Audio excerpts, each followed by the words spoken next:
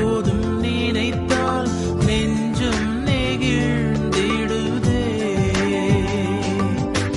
கல்வாரி அன்பை எண்ணிடும் வேளை கண்கள் கலங்கிடுதே.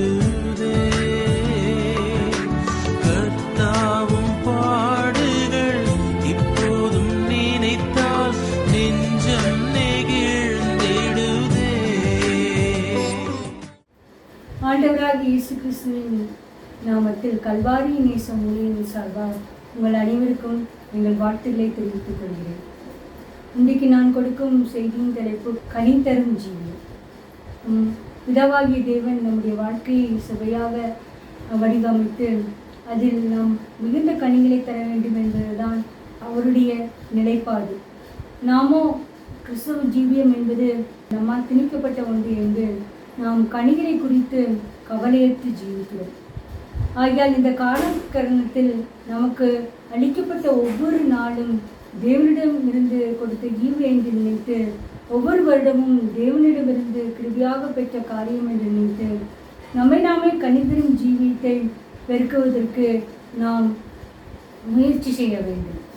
ஆகையால் இந்த காலகட்டத்தில் நாம் பார்க்கும் பொழுது நாம் கடந்து போன 6 மாதங்களை கண்மூடி திறப்பதற்குள் முடிந்து போய்விட்டது. 7ஆம் மாதத்தில் நாம் நின்று கொண்டிருக்கிறோம். நம்மை சுற்றிலும் ஏராளமான விபத்துக்கள், எத்தனையோ மக்கள் மடிந்து போய் கொண்டிருக்கிறார்கள்.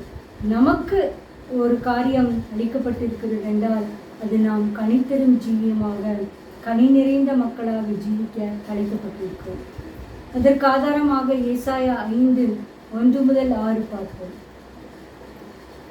ஏசாயா 5:1. இப்பொழுது நான் என் நேசரிடத்தில் அவருடைய திராட்சை தோட்டத்தை குறித்து என் நேசருக்கேற்ற ஒரு பாட்டை பாடுவேன். என் நேசருக்கு மகா செழிப்பான மேட்டிலே ஒரு திராட்சை தோட்டம் உண்டு. பிரியமானவர்களை, நாம் இங்கு கவனிக்க வேண்டிய விஷயம் நேசருக்கேற்ற ஒரு பாட்டு. நேசருக்கேற்ற ஒரு பாட்டு என்றால் அது கனிகள் நிறைந்த திராட்சை தோட்டங்களை குறித்து பாடுவதுதான். நாம் இந்த காலகட்டங்களில் அநேக பாட்டுகள் ஒரு சினிமா பாணியில் உருவாக்கி கொண்டிருக்கிறார்கள். ஆனால் இங்கு தேவன் சொல்கிறார், நேசருக்கேற்ற ஒரு பாட்டு அது அவருடைய திராட்சை தோட்டத்தை குறித்து, கனிகள் நிறைந்த ஜீவியத்தை குறித்து, கனித்தரும் ஜீவியத்தை குறித்து பாடுவதுதான். நேசருக்கு மகா செழிப்பான மேட்டிலே ஒரு திராட்சை தோட்டம் உண்டு. நாம் அனைவரும் ஒரு செழிப்பான மேட்டிலே நாட்டப்பட்ட திராட்சை தோட்டமாக இருக்கிறோம். செழிப்பான மேடு என்பது அது மிகவும் எல்லா வளங்களும் நிறைந்த ஒரு காரியம். நம்முடைய வாழ்க்கையும் பிதாவாகிய தேவன் அவ்வாறு தான் குறித்து வைத்திருக்கிறார். கிறிஸ்தவர்களாகிய நாம் ஒவ்வொருவரும் எந்த குறைபாடும் இல்லாமல் நிறைவான ஜீவியம், அவருக்கு பிரியமானபடி ஜீவிக்கத்தான் நாம் அழைக்கப்பட்டிருக்கிறோம். கிறிஸ்தவ ஜீவியம் என்பது ஏதோ என்று நம் பெற்றோர்களால் நம்மை திரிக்கப்பட்ட என்று நினைக்காமல் தேவனிடமென்று பெற்றுக்கொள்ள ஒரு ஈவு அழைக்கப்பட்ட ஜீவியம் என்று நினைத்து நாம் மிகவும் ஜாக்கிரதையாக இருக்க வேண்டும். இரண்டாவதாக, அந்த திராட்சை தோட்டத்திற்காக என்னென்ன காரியங்களை பிதாவாகிய செய்கிறார் என்று ஏசாயா 5:2 பார்க்கலாம். அவர் அதை வேலியடித்து அதிலுள்ள கற்களை பொறுக்கி அதில் நற்குல திராட்சை செடிகளை நட்டு அதன் நடுவிலே ஒரு கோபுரத்தை கட்டி அதில் ஆலையும் உண்டு பண்ணி அது நல்ல திராட்சை பழங்களை தரும் என்று காத்திருந்தார். அதுவோ கசப்பான பழங்களை தந்தது. பிரியமானவர்களே, அவர் அதை வேலி அடைத்து கற்களை பொறுக்கி நற்குல திராட்சை செடிகளை நட்டு. கிறிஸ்தவ ஜீவியம் என்பது வெளியடைக்கப்பட்ட ஒரு ஜீவியம், ஒரு கட்டுப்பாடான ஜீவியம்தான். ஏனோதானம் என்று மற்றவர்கள் நடப்பது போல் இஷ்டம் போல் நடந்துவிட்டு கடைசியில் தேவனுடைய வரம்புக்குள் வருவதல்ல. இளம் பிராயத்திலே நாம் தேவனை நினைத்து ஒரு கட்டுப்பாடான ஜீவியம் செய்வதற்கு தான் நாம் அழைக்கப்படுகிறோம். அதுதான் வேலி அடைப்பது என்பது. கற்களை பொறுக்கி எடுத்து மேட்டில் கூட வேண்டாத கற்கள், வேண்டாத காரியங்கள், மற்றவர்களுக்கு இடரல் உண்டாக்குகிற காரியங்கள் நாம் எடுத்து போட வேண்டும். நாம் தேவனுக்கு பிரியமானபடி ஜீவிக்கிறோமா, அவருக்கு உகந்தபடி ஜீவிக்கிறோமா என்று நாம் ஒவ்வொரு நாளும் நம்மை நாமே ஆராய கடமைப்பட்டுள்ளோம். அதற்காக அழைக்கப்பட்டிருக்கிறோம். அது நடுவிலே ஒரு கோபுரத்தையும் கட்டி, கோபுரம் என்பது திராட்சை தோட்டத்துக்கு அநேக பறவைகள் வந்து அந்த பழங்களை பாழாக்கிவிடும், கிளிகளும் வந்து பாழாக்கிவிடும். ஆகையால் அதை எல்லாம் கவன்கள் கொண்டு எறிவதற்காக ஒரு கோபுரத்தை உச்சி கட்டி அதிலிருந்து பார்த்து கொண்டே இருப்பார்கள் ஆட்கள் மாற்றி மாற்றி. அப்பொழுதுதான் அந்த பழங்களை நாம் பாதுகாக்க முடியும். தேவாதி தேவன் வாழ்க்கையில் எல்லாமே முற்றிலுமாக திட்டமிடப்பட்டு எல்லா காரியத்தையும் முடித்து வைத்து விட்டார்.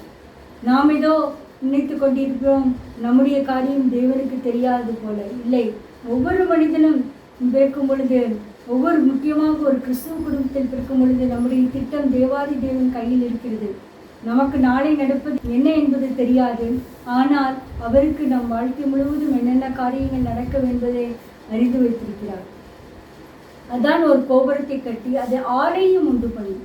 ஆலை எதுக்காக என்றால் சிறப்பான நிறைய கனிகளை தரும் பொழுது அந்த ஆலைக்குள் திராட்சை பழங்களை போட்டு நாம் திராட்சை பழம் ரசமாக மாற்றப்பட வேண்டும். நாம் பிரியமானவர்களே, நம்முடைய வாழ்க்கை என்பது அதிக ருசியுள்ள வாழ்க்கையாக கனி நிறைந்த ஜீவியமாக மாற வேண்டும்.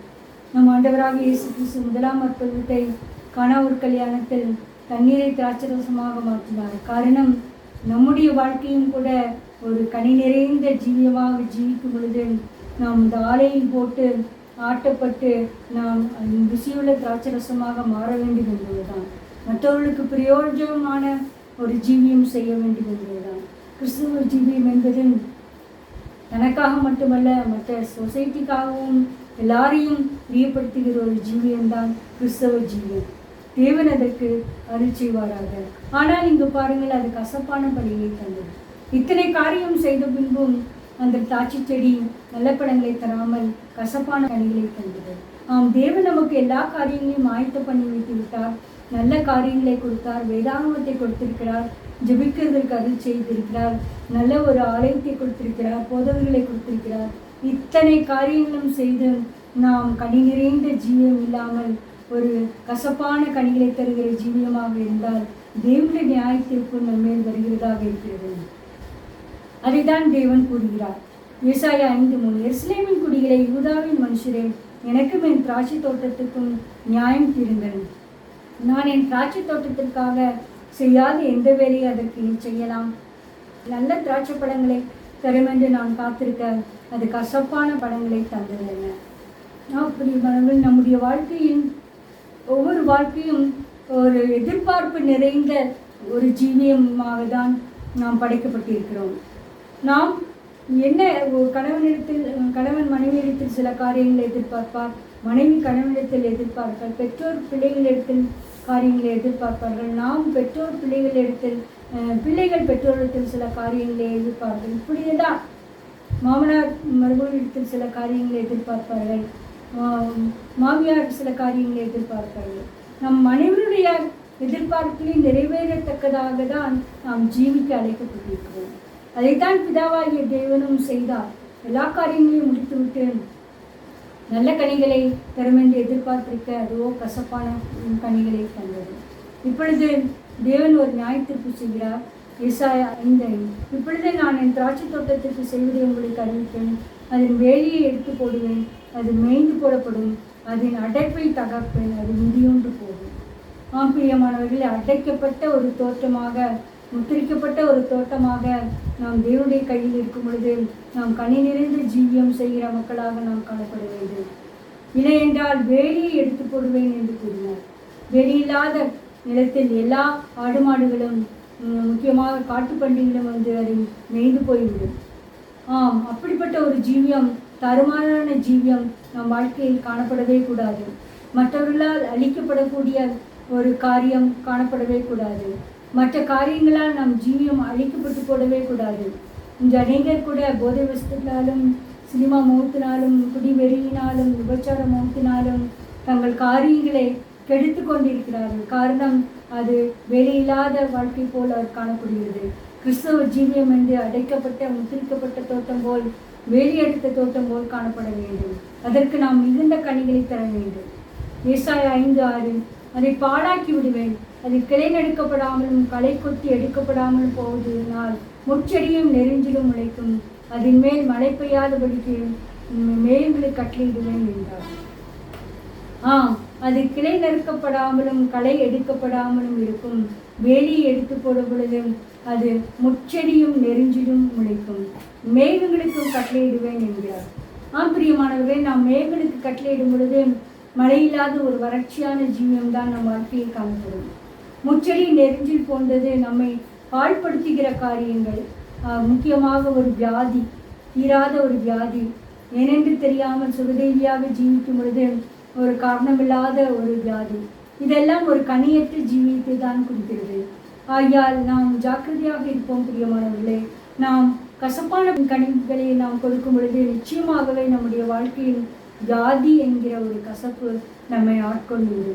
நாம் வியாதிக்கு நீங்கள் பார்க்கும் பொழுதுனால் அநேக வியாதிக்கேற்ற மருந்துகள் கசப்பான மருந்துகள் தான். காரணம், நம்முடைய வாழ்க்கையில் இனிப்பான கனிகள் இல்லாதபடியினால், கசப்பான கனிகளை தந்ததினால், நாம் முச்செடியும் நெருஞ்சிலும் முளைத்ததினால் கசப்பான ஒரு காரியத்தை நாம் பருகி கொண்டிருக்கிறோம்.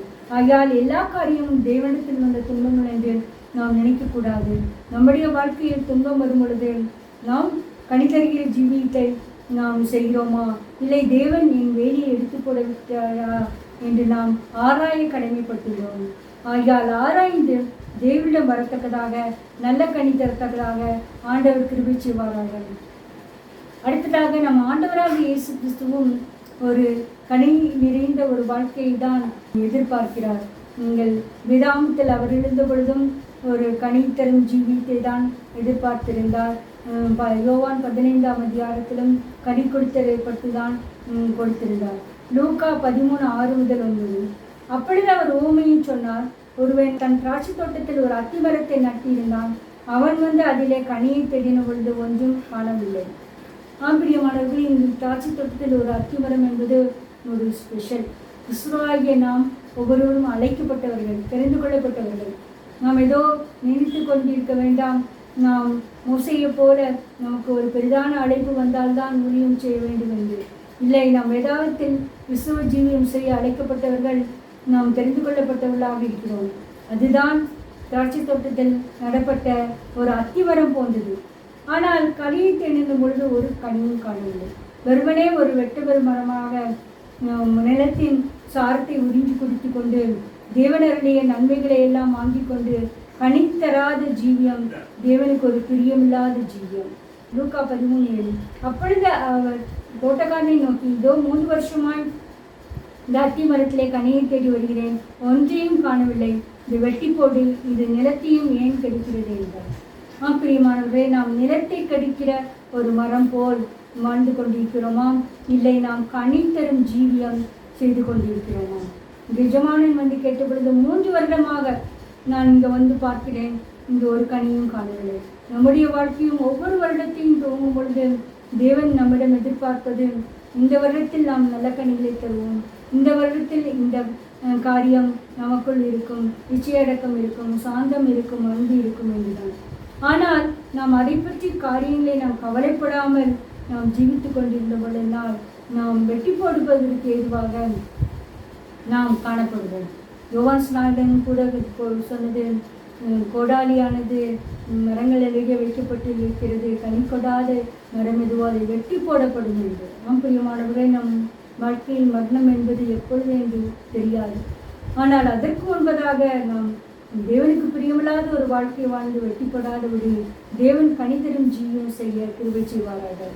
இப்பொழுது தோட்டக்காரன் சொன்ன பதில், அதற்கு அவன், ஐயா, இது இந்த வருஷமும் இருக்கட்டும், நான் இதை சுற்றிலும் கொத்தி எடு போடுவேன், கனி கொடுத்தால் சரி, கொடாவிட்டால் இனிமேல் இதை வெட்டி போடலாம் என்று.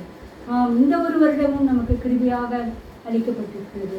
இந்த வருடத்தில் 6 மாதங்களை நாம் கிருபையாக கழித்து விட்டோம். வரப்போகிற காரியங்களில் நாம் கனி கொடுக்கிற ஜீவியம் செய்து, தேவனுக்கு பிரியமான ஜீவியம் செய்து, தோட்டக்காரர்களால் நாம் வெட்டி போடாதபடி கிருபையாக ஜீவிக்க ஆண்டவர் கிருபை செய்வார்கள். அடுத்ததாக நாம் யோவான் 15ஆம் அதிகாரம் நாம் அனைவரும் அறிந்தது, திராட்சை செடியை பற்றி கூறுகிறது. ஆண்டவராக இயேசு கிறிஸ்து சொன்னது யோவான் 15:1. நான் மெய்யான திராட்சை செடி, என் பிதா திராட்சை தோட்டக்காரர். என்னை கனி கொடாதிருக்கிற கொடி எதுவோ அதை அவர் அறுத்து போடுகிறார், கனி கொடுக்கிற கொடி எதுவோ அது அதிக கனிகளை கொடுக்க முடியாது, சுத்தம் பண்ணுகிறார். நாம் ஆண்டவராக இயேசு கிறிஸ்து திராட்சை செடியாக நாம் எல்லாம் கொடிகள் போல் இருக்கிறோம். பிதாவாகிய தேவன் திராட்சை தோட்டக்காரர். திராட்சை தோட்டக்காரர் அடிக்கடி அதை சுத்தம் பண்ணி வேண்டாத கிளைகளை நறுக்கி அதிக கனிகளை கொடுக்கும்போது கிளை நறுக்கி அதை சுத்தம் பண்ணுகிறார். நம்முடைய வாழ்க்கையிலும் கிறிஸ்தவ ஜீவிக்கும் பொழுது, துன்பங்கள் கஷ்டங்கள் வரும் பொழுது நாம் குறைப்பட்டு விடக்கூடாது. தேவன் நம்மை அதிக கனிகளை கொடுக்கும்படி சுத்தம் பண்ணுகிறார். யோவான் 15:5 நானே திராட்சை செடி, நீங்கள் கொடிகள். ஒருவன் என்னிலும் நான் அவனிலும் நிலைத்திருந்தால் அவன் மிகுந்த கனிகளை கொடுப்பான். என்னை இல்லாமல் உங்களால் ஒன்றும் செய்யக்கூடாது.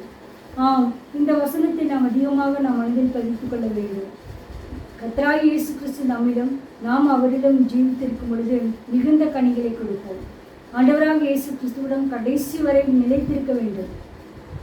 அப்படித்தான் கனிதரும் ஜீவம் செய்து கொள்ள வேண்டும். நீங்கள் எசேக்கியேல் தீர்க்கதரிசி புஸ்தகம் கடைசி அதிகாரம் பார்த்தீர்கள் என்றால் மாதந்தோறும் புது கனிகளை கொடுக்கும். நாம் ஒவ்வொரு காரியமும் ஒவ்வொரு நாளும் புதிய புதிய குணாதிசயங்கள் நிறைந்தவர்களாக நற்கனிகள் தருகிற ஜீவியமாக இருக்க வேண்டும். அதற்கு ஆண்டவராக இயேசு கிறிஸ்துவுக்குள் மரண பரியந்தம் நிலைத்திருக்க வேண்டும். அப்பொழுதுதான் நாம் நல்ல கனிகளை கொடுக்கிற மரமாக காணப்படுவோம். தேவன் கிருபை செய்வாராக. அடுத்ததாக ஆவியின் கனிகள். கலாத்தியர் 5:22 ஆவியின் கனியோ அன்பு, சந்தோஷம், சமாதானம், நீடிய பொறுமை, தயவு, நற்குணம், விசுவாசம், சாந்தம், இச்சையடக்கம், இப்படிப்பட்டவர்களுக்கு விரோதமான பிரமாணம் ஒன்றுமில்லை. இங்கு ஆவியின் கனியோ என்று கூறப்படுகிறது. கனிகள் என்று சொல்லப்படுகிறது. 9 காரியங்களும் ஒரு கனி நிறைந்த ஜீவியத்தை குறிக்கிறது. நாம் நினைத்து கொண்டிருப்போம் நம்மிடம் அன்பு இல்லை என்றால் பரவாயில்லை, இச்சையடக்கம் இருக்கிறது, மேலும் நீடிய பொறுமை இல்லை என்றால் பரவாயில்லை, நாம் சந்தோஷமாக இருக்கிறேன், சமாதானமாக இருக்கிறேன். இல்லை பிரியமானவர்களே, ஒவ்வொரு காரியமும் நம்மிடம் இல்லாத காரியத்தை நாம் தேடி பார்த்து தேவனிடம் அறிக்கையிட்டு இந்த ஆவியின் 9 கனிகளையும் நிறைந்த ஜீவியமாக நாம் ஜீவிக்க வேண்டும். இன்றைய காலகட்டங்களில் இந்த ஆவியின் கனிகளை குறித்து உபதேசம் அதிகமாக இல்லை.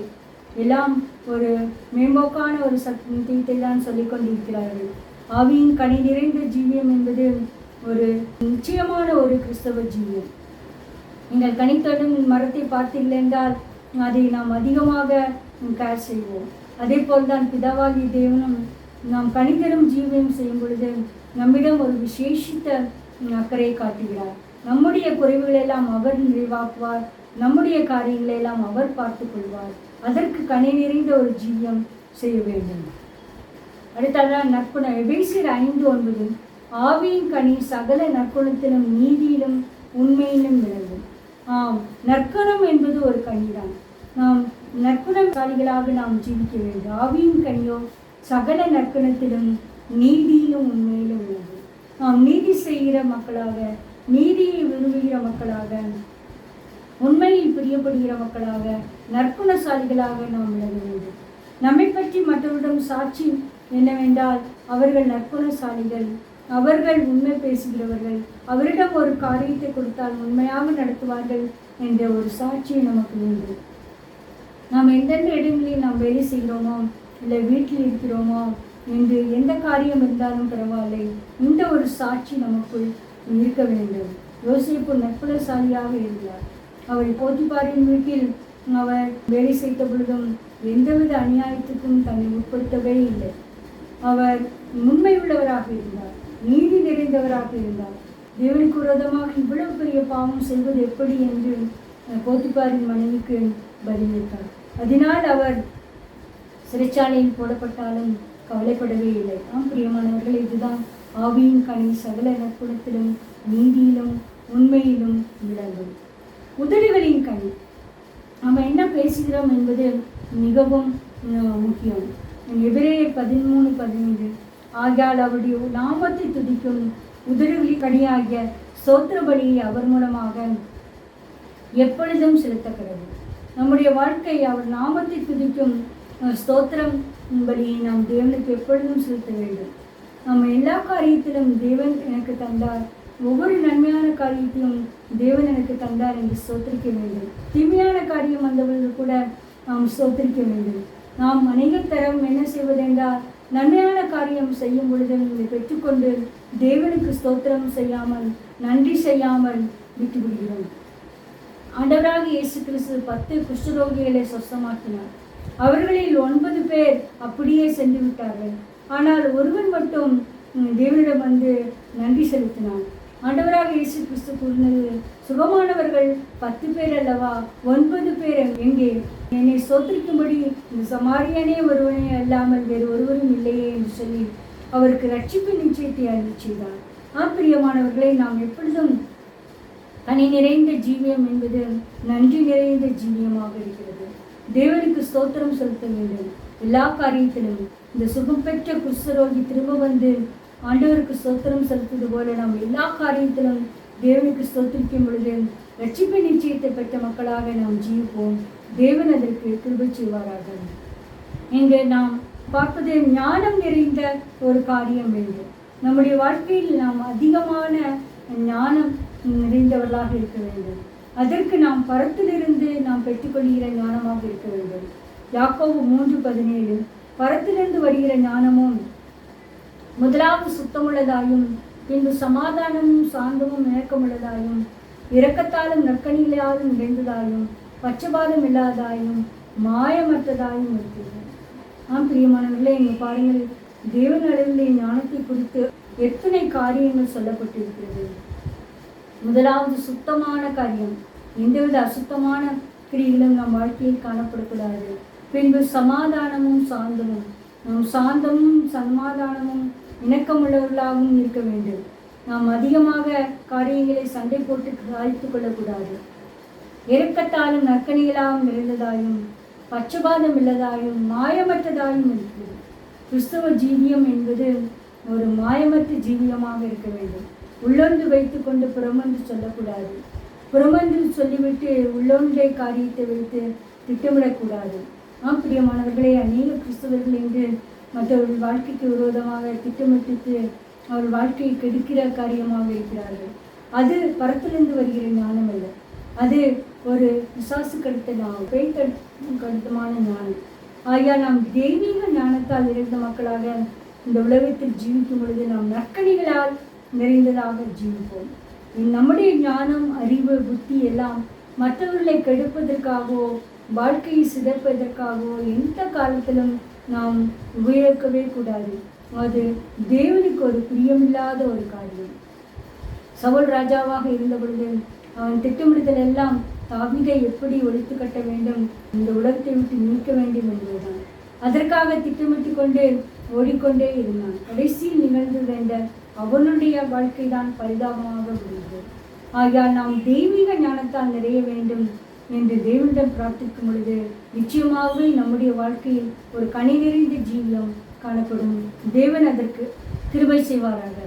அடுத்ததாக நாம் நீதியின் கனி, பிலிப்பியர் 1:10 தேவனுக்கு மகிமையும் துதியும் உண்டாகும்படி இயேசு கிறிஸ்துவினால் வருகிற நீதியின் கனிகளால் நிறைந்தவர்களாகி நீங்கள் கிறிஸ்துவின் நாளுக்கென்று துப்புரவானவர்களும் இடரலற்றவர்களுமாய் இருக்கவும் வேண்டுதல் செய்கிறேன்.